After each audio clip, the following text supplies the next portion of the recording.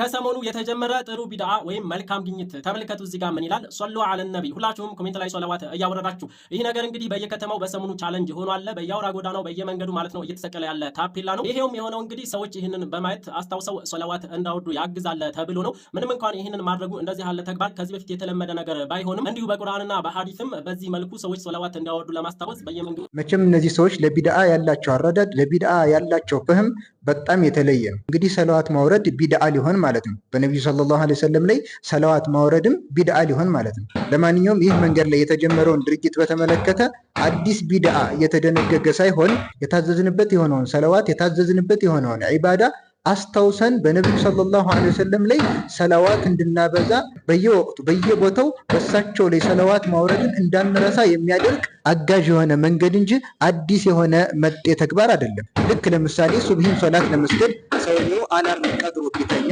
ያ አላርም ለሱብሂ ሶላት ቢቀሰቅሰው ለሶላት ከእንቅልፉ እንዲቀሰቅሰው አላርም መቅጠሩ በዲኑ ላይ አዲስ የሆነን ቢድዓ ጨመረ ይባላል? ትክክለኛ አረዳድና ጤናማ የሆነ አቅል ያለው ሰው ይህንን ሊረዳ ይችላል። ምክንያቱም ይህ ሰው ያደረገው የታዘዘበትን ሶላት ወቅቱን ጠብቆ ለመስገድ አጋዥ የሆነን ነገር ተጠቀመ፣ ወሳኢልን ተጠቀመ እንጂ የሚባለው አዲስ የሆነን ነገር ደነገገ አይደለም የሚባለው። ነገሩ ከዚህ በላይ የህፃን ልጅ ወሬንና የሚያስቅን ነገር እንደሚያመጡ ይታወቃል። ይህ ሁሉ ነገራቸው ይታወቃል።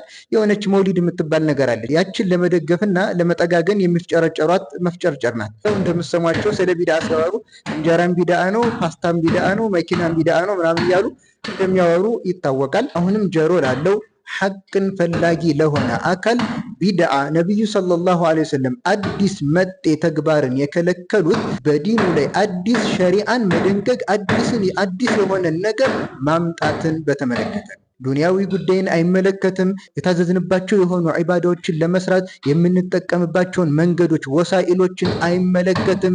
ቢድዓ የሚባለውን ነገር በትክክለኛ መልኩ ነቢዩ ሰለላሁ ዐለይሂ ወሰለም ባስጠነቀቁበት መልኩ መረዳት ያስፈልጋል። ነገር ግን ይህንን መንገድ በተመለከተ በየመንገዱ ላይ እንደዚህ አይነት ነገሮችን መጠቀም በተመለከተ ካለንበት ሀገር አንጻር የሚበረታታ ተግባር አይደለም።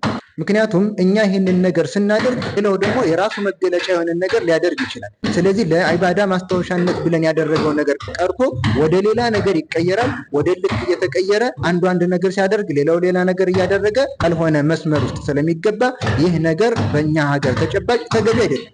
ይህ ተግባር እንደምታውቁት ስዑድን በመሰለ የኢስላም ሀገር እስላማዊ ሀገር ላይ ያማረና ውብ የሆነ ተግባር ነበር። ነገር ግን እንደ ሀገራችን ተጨባጭ ስንመጣ የተጀመሩ ነገሮችን አይታቸዋል። በነቢዩ ሰለላሁ ዐለይሂ ወሰለም ላይ ሰላዋት አውርዱ የሚል እንደተጀመረው ሁሉ ሌሎች ደግሞ ምን አደረጉ?